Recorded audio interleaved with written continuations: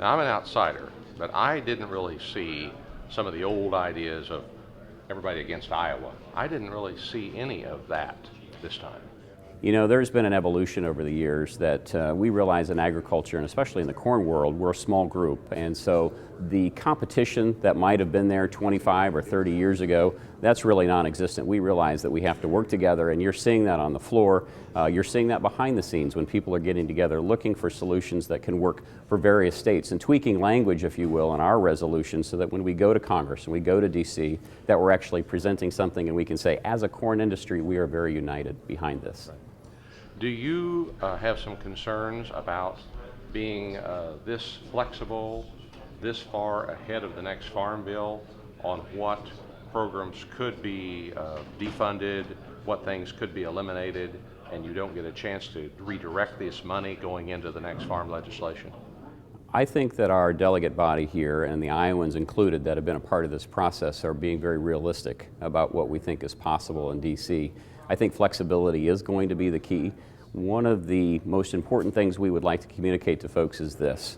We are willing, given the budget situation in DC, to do our fair share, but we don't want to do more than our fair share. And we've stepped up to the plate. Crop insurance is an example where we've already redone some things. We'd like to see other sectors of the economy step up and do the same thing that agriculture's done.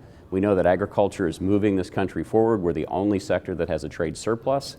We'd like credit for that. So we're stepping out and saying we're flexible, but we want to make sure that everybody else does their fair share as well.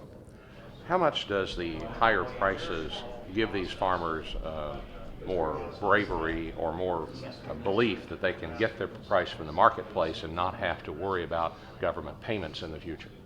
Well, you know, what comes up must go down, and I think one of the things that's been behind the scenes in all of these discussions and all the resolutions that we're putting forward is a recognition that we are fortunate to have high prices today, but we know that can also change. And so when we build policy, we have to build it in such a way that allows us to have a safety net, if you will, or something for when things change. So we can't build a policy just when prices are high, and we shouldn't build a policy just when prices are low. We need something that can sustain us in either scenario.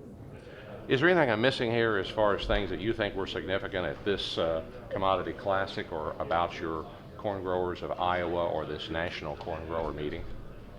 You know, I think the Iowa corn growers have come here in a pragmatic fashion to do good work with their fellow corn growers from around the country.